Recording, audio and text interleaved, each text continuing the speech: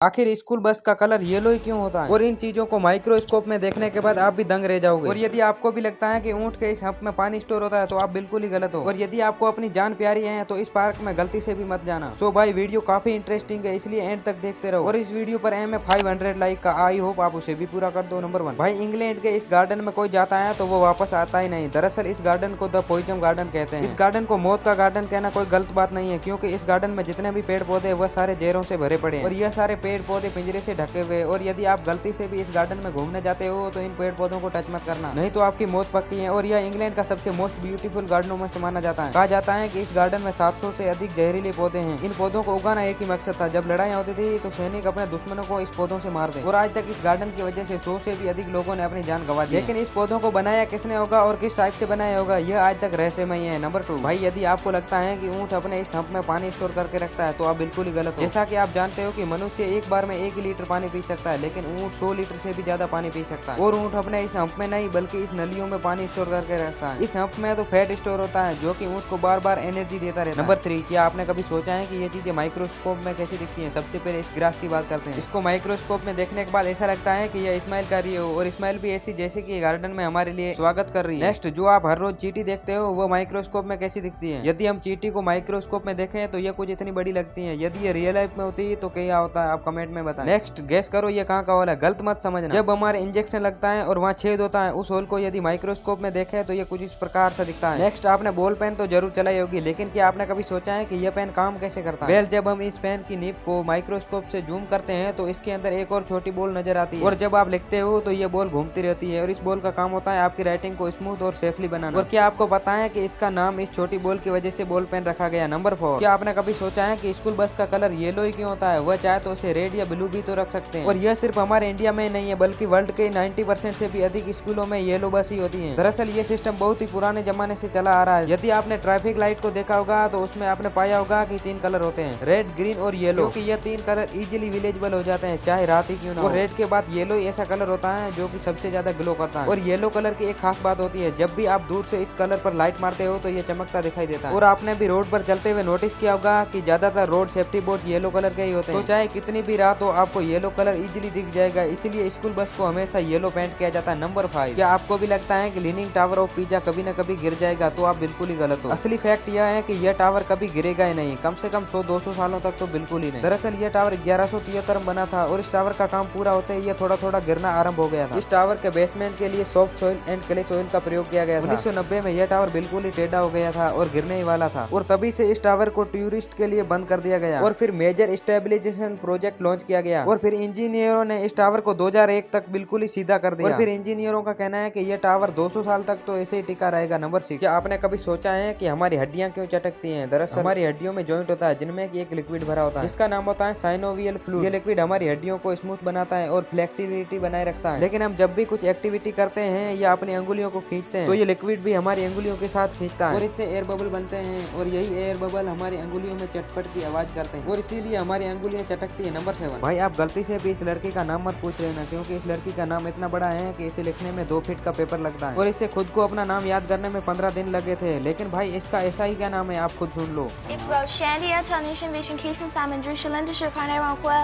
您这是每个少年他每个稍微很远，是要看你啥啥，只是买来空上可以看你是的吧？